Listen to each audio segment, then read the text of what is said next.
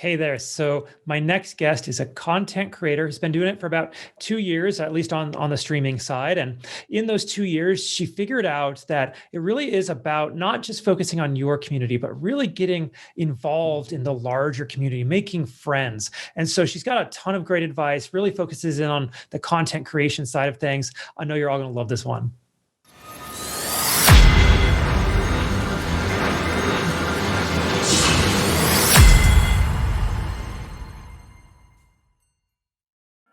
Hey there, everybody. Welcome back to the Gamerpreneur podcast. I'm your host, Dr. Bradford Carlton. Today, I have a very special guest with us. I have Erezebeta. Hey there. How's it going? Hi. Hello. And where do you hail from? I guess I shouldn't ask that. What part of the world? I'm in New York. I'm in the Northeast. Okay, there you go. Wonderful. And how is the weather today? Rainy and cold. Oh, well, it's a beautiful sunny day in Las Vegas. You should come out here. Oh, wow. I swear it never, we get 1 day of rain, 2 days of rain a year here. Makes sense for the desert.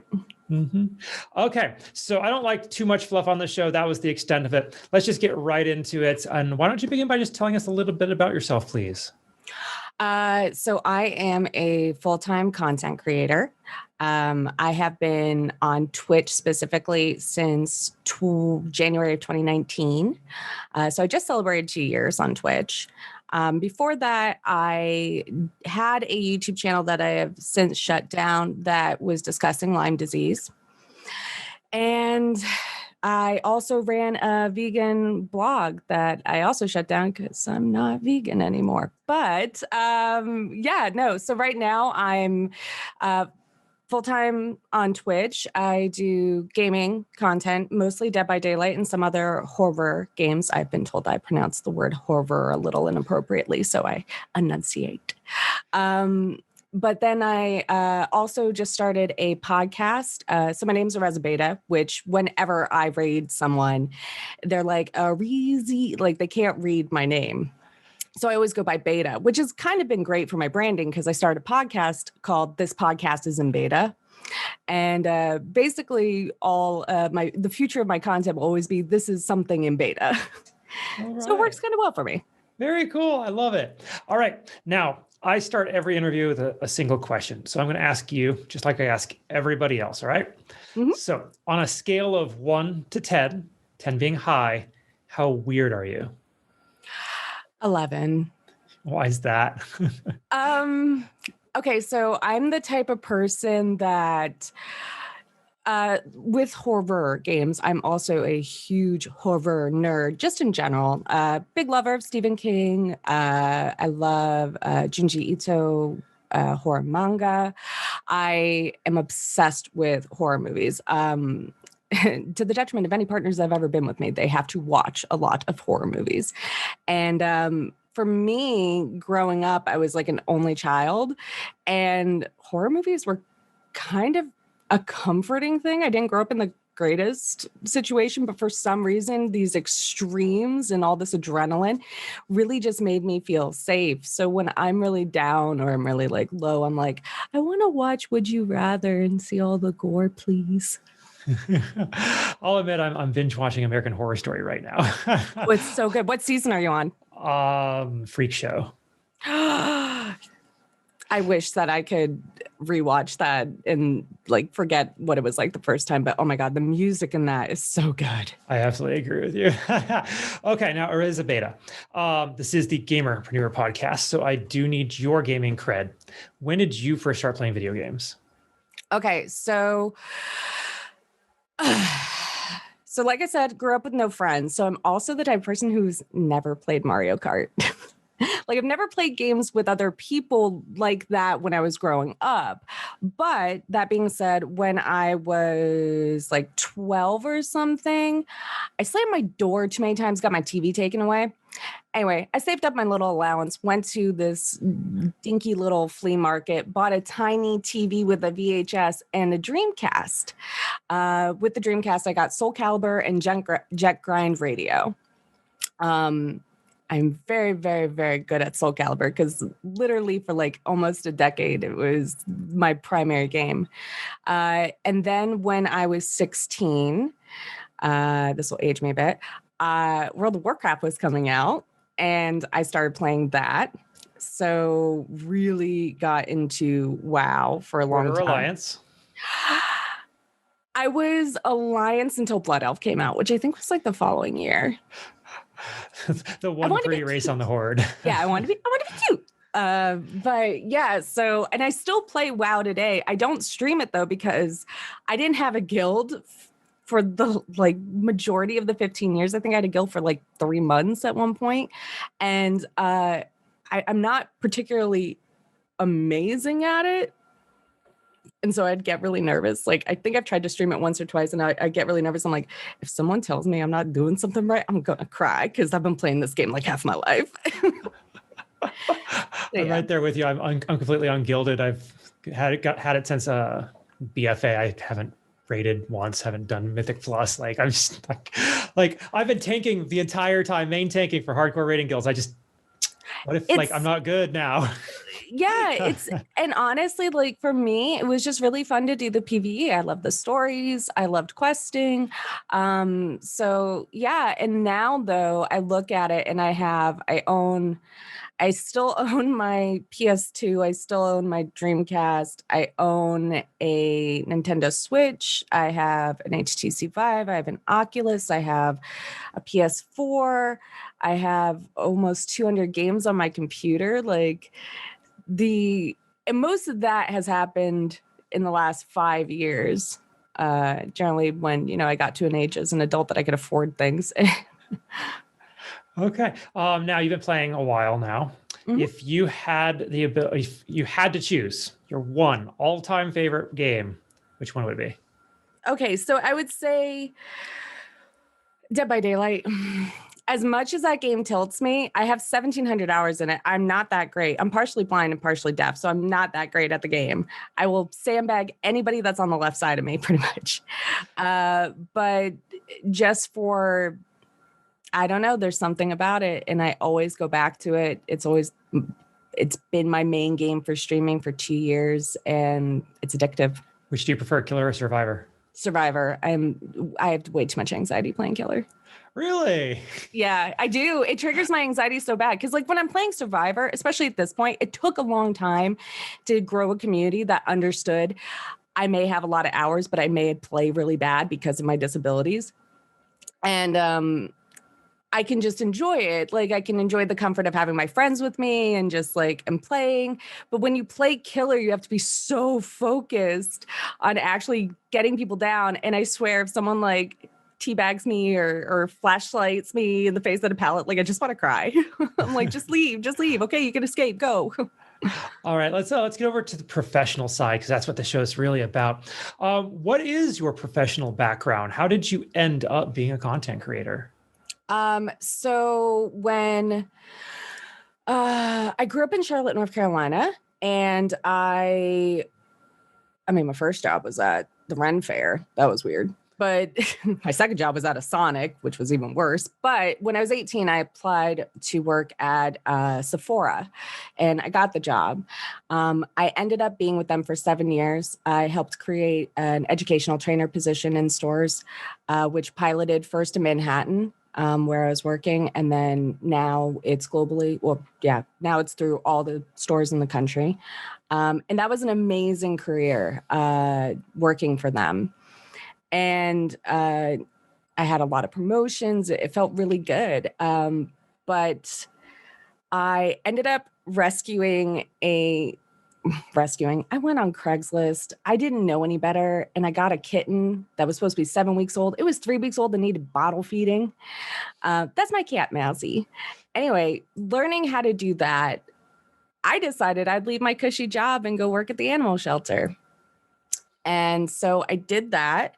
And again, I wanted to create a new position there. So I created a kitten program that worked in conjunction with the ASPCA and saved over 20,000 kittens in the time that I was working there. And that was amazing and great. But my job also required me to work with wildlife, my specific position. So I got sick in 2016. And I didn't know what was wrong. I was having all these chronic infections. I was having to work from home a lot, even though I was salaried and I worked over 80 hours a week. Um, and I didn't get diagnosed. I ended up quitting the job in 2017 because at that point, everyone was saying, well, maybe it's stress. And I'm like, you know what? Maybe it is. So I quit my very stressful job. And it took another year to get diagnosed that I had contracted Lyme disease. But at that point, it had spread to my spinal column and into my central nervous system and caused an array of health issues. So working was really hard. Having a job where like just getting to work was so exhausting. And then being there and having to call out a lot, it wasn't really helpful. And their late stage neurological Lyme disease is a demyelinating disease, but it's not recognized the same way like multiple sclerosis is. So you can't get the same kind of medical protection and benefits in the workplace. So it was suggested to me that, I play games and I love gaming. Like, why not try Twitch? And that's where I'm at. Okay, wonderful. So you turned it on to stream for the first time and you were international sensation the next day and you're making lots of money, right? Oh yeah, totally. I mean, that first stream was baller. I was streaming House Flipper to 5 people. I got like 3 followers. I was stoked. I was like, I'm addicted. How did it go? Like that. But a few days later, I ended up, from one of the people that I met through House Flipper, I ended up learning about this game Warframe. Sorry, my hair is atrocious today and it is in my face. But I ended up finding out about this game Warframe and I got involved in that community and that really grew quite quickly for me. I did end up getting tired of the game and realized it wasn't something I was going to be able to do long term. And in the evenings, I was kind of, leaving streams and then going and playing Dead by Daylight. I was like, well, you know what? Let me try and stream that. And so, yeah, that's how I got to DBD. Okay, wonderful. And how is it all going today? You got an amazing community, right? I do. I have a really amazing community, actually. I'm 2 years into this. I've seen other people surpass me. They've grown faster. There were a lot of things I think in the first year that I could have done better. And right now with 1,000 Dreams Fund, we are working on like a kind of a starter guide for women that are interested in getting involved in streaming. And I think there's a lot to be said for what you should and shouldn't do in your first year. But yeah, no, the community is really, really incredible and it continues to grow. And what I'm loving is, I don't know, I hear sometimes the horror stories of what a lot of other women deal with in their communities sometimes, and just in general as a female streamer. And I'm pretty lucky. I don't deal with it on that regular of a basis. I have a pretty solid team. Okay. Please tell us a little bit more about the 1,000 Dream Funds broadcaster, please. Yeah. So I'm really, really excited about it because I had heard about them. They started in 2018 and I actually heard about them in 2019. But I wasn't really confident, even though I was streaming full time, I wasn't confident in my content to try and apply for the grant. So this past year, though, in 2020, I was like, I really do need these upgrades. And I believed in myself a lot more to actually go for it. And I was one of the grant recipients, which was amazing because it's giving me the opportunity to have like a second monitor, which when you're visually impaired is so helpful to have like for chat. Oh my God. I was able to get some RAM to help boost my computer that's kind of getting old. I was able to get like actual monitor stands. So my monitor is no longer on books. So yeah, no, it's a wonderful program. It's open to all women. It's inclusive in that. So we're talking trans women, gender fluid. It's incredible. Any women streamers out there should always try and go for it and just apply. And the great thing is that like, even if you get declined, they tell you try and apply again. Because they really just kind of go by priority. Who they feel needs it the most first. But that doesn't mean that you won't be the next top person when it comes to the following session, essentially. But yeah, so what they do is it's called Thousand Dreams Fund because on average they give a grant of around $1,000. For Women's History Month, we just made a goal of trying to raise $50,000, and I think we ended at around 44,000, which was really impressive. But through that, I also got to apply and join their dream team. And our job is to kind of go out there and find other either stream teams or groups that we feel would work really well with the Thousand Dreams Fund to help kind of get the word out there so that there are more applicants. And now they've doubled in their applications, which is phenomenal. Fantastic. Okay. I want to talk a little bit more about you and what you do and how you do it, because the purpose of this show is really to give advice, like advice to our listeners who are sitting there maybe listening to you going, I'd really love to follow in her footsteps. I've always wanted to be a content creator. I've always had these dreams of doing this. What can you tell people on how to do it, one, and then two, how to be successful at it? Well, those are two definitely different things in a sense. But how to do it, I would say you really need to kind of figure out who you are as a content creator. That's number one. Especially if you're trying to get into gaming content on like Twitch, you need to know who you are as a content creator outside of gaming. That's one thing. Do you want to be there to make people laugh?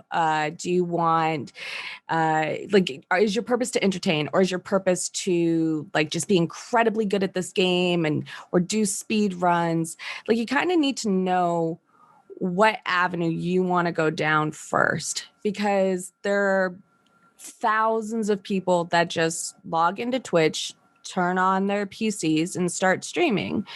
And there are thousands of people who do not turn this into a career, who don't make money off of it, who don't see past, affiliate. Myself, with an average of like 15 to 20 viewers, I'm in the top 1%, if that makes sense. And there's like 6 million streamers on Twitch. So if I'm on the lower end of the scale, but I'm still in the top 1%, that tells you that there's a lot of people that have a hard time just breaking past that, 1 to 5 viewer mark. So I would say, one, knowing what kind of content you really want to create. And then another big one, which was the mistake I made in the first year, is I deal with a lot of isolation. I don't have a car because of my illness. Until I can get vaccinated, I've had to quarantine. So I don't get to leave my house or see other people very much.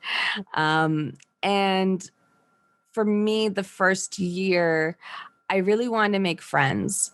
And because I wasn't as confident as I am now in what I'm doing, I ended up letting people kind of sometimes run over my stream a bit. I've had situations where people broke personal boundaries that were not okay, and I should have handled it a lot more sharply. So it's being prepared to have tough conversations and tough moments, and even with people that you think you've been friends with for over a year. That would be another key thing. To do it successfully really does require consistency. You're going to hear this from anyone who streams, and it truly means a lot. You have to be consistent, and you have to be engaging. You have to keep in mind that when you turn on that stream, it isn't all about you. It's not really supposed to be just, of course, we all want to be professional gamers, and we all want to be, really successful at playing our favorite games. But you have to be offering something to other people that they want that makes that obtainable for you. So you need to find, for me, I'm just for someone who loves horror, I am a wuss. So jump scares really entertain my community. So giving them the option that they can share bits and have something scream at me and watch me have small heart attacks on stream. That's a way that they really enjoy that. So it's finding those things that your community likes and what they'll want to come back and continue to see you do over and over again. And really listening to them, because that's our job. Our job is to be there for our communities. I love it. All right. And specifically, what makes you good? At what? Streaming live? How did you pull this off? What is it, a unique skill or a talent? Because there are millions of people out there, right? And there are plenty of people who are engaging with their community, who are trying to be the entertainer, but they're not pulling it off. What was different about you? It's funny because it frustrates me, because if I had thought about it and if I had put 2 and 2 together in the beginning when I first started streaming, I think I would have seen a lot more growth. But I remember when I worked at Sephora, one of 2 of my very best friends that I'm still friends with today were managers above me. And I realized that I wanted to be friends with the person that I looked up to, that who I wanted to be like, who I wanted to emulate. You know how they always say you are who your friends are, kind of thing. I should have taken that mentality when I went into Twitch, because the difference between this year and some of last year and then to the first year is I found content creators that I truly admired, and I got involved in their communities, and I made friends with people. And from that, I've learned to become a better content creator. And a lot of times when you do become really close friends, you get this nice overlap in your communities. So like you end up sharing members of the communities, and it's really nice. And finding those people is very hard. It does take time, because there has been several people that I've tried to become friends with that didn't turn out to be the best people to do that with. But that would be, I'd say that's a huge part of my success is finding people that really help me, kind of boost me up and help me feel like I was doing the right things, and let me know when things weren't looking as great, or what I could do better, changing my schedule or things like that. It's finding your own streamer community as well, not just your viewership community. Wonderful. All right. Now, Erezebeta, I'd love you to hop in a time machine with me. We're going to go back into the past. We're going to go about 2 years ago. We're going to talk to a little Erezebeta back then. All right. Little beta, baby beta. Baby Beta, about 2 years ago, just as she's like turning on stream for the first time, you get to go up to her and you get to tell her everything that you know, all the ups, all the downs, all the troubles, all the joys. You get to impart everything and all your knowledge to her. But if there was one thing she had to know, what would that one thing be? Be confident. Play Dead by Daylight. Be confident. Show up consistently. Be bad at the game. Have a good time. Entertain your community. Can you elaborate on that be confident one, please? I've always been able to do like public speaking, but there's a certain confidence that in a way I feel just comes with time and knowing your job in and out. But for me, being confident was, for example, say you're playing with friends in a Discord. I'm the streamer and they know this. I should be the one comfortable enough to go to mute them and talk to my chat. But before, when I was less confident, I'd be really nervous and I'd just be kind of quiet and they'd be talking. So now my chat's getting neglected. They're talking and I'm just nervous. That's the kind of confidence I'm talking about. It's your show. People are there for you. You are the one that's in control of it. It's how you handle it that is going to determine whether the people watching have a good time. Wonderful. All right. Now I want to get a little more personal. You see, I believe that we learn the most in our life from our failures, not necessarily our successes. Because when you succeed the first time you try something, you may not realize what happened or what made it work or anything like that. But when you fail, you got to take a look at it. You got to figure out what went wrong to be able to move past it, move forward. So I'd like to ask you, what do you consider your biggest failure in life? And what did you learn from it? Dropping out of high school. That would probably be it. I had a mother who was dealing with, undiagnosed, most likely bipolar disorder. And she convinced me to leave high school. And I did. And I ended up moving out when I was 20 because Sephora, they sent me for training to New York, and I was like, I don't need a car here. I've still never driven to this day. But I'm like, I don't need a car here. Great, I'm leaving, and packed a bag and moved 2 weeks later and transferred and so on and so forth. Yeah, but 100% dropping out of high school, not because it's ever held me back in a career. It actually hasn't. It's more because it left me with a lingering feeling of I always had to work twice as hard as someone else. And which is crazy, because there have been times where I've been in a senior position where I have people who work for me that have college degrees, because sometimes education depends on which way you go. But nonetheless, I would say that you just don't realize how it psychologically is going to impact you. That's more so it. Okay, thank you for sharing that. Now, on the flip side, what is something that you're working to improve on in yourself today? Oh my God. I am trying to figure out right now, really, there's a lot I want to do with content creation outside of gaming. And I want to be able to marry that with Twitch, and I want to be able to make it into something that can be on Twitch and on YouTube and on Instagram and the TikToks and all that. I want to find a way of marrying this one thing. It's revolved around cooking, essentially. And I know that it's going to be a huge financial investment, plus logistically a very challenging endeavor. So at this point, I'm still working towards it. But yeah, that's kind of the biggest thing that I'm working on right now, is basically trying to evolve where I go with my content. Okay, wonderful. Veda, this has been a fantastic interview. How do people find you? Where are you at on social media, contact information, all that, please? Oh, yeah. So I'm on Twitch, I'm on Twitter, I'm on Instagram, I'm on TikTok, all the same name, Erezebeta, with too many E's. But yeah, I'm on all the socials under that. And then my podcast, this podcast is in beta, is also on YouTube. Beautiful. Now, as we wrap this up, do you have any final thoughts you want to share? Or anything I didn't ask you think we still need to cover?